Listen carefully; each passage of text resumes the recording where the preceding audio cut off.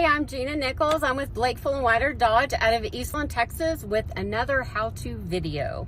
I am currently sitting in a 2023 Ram 3500 Limited Longhorn.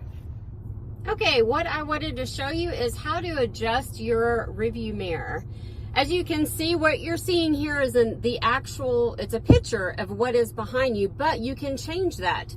There is a set of buttons down here at the bottom. If you press this one, you've got a little display screen that comes up, and you can press it again and it moves it over to how you want to adjust it.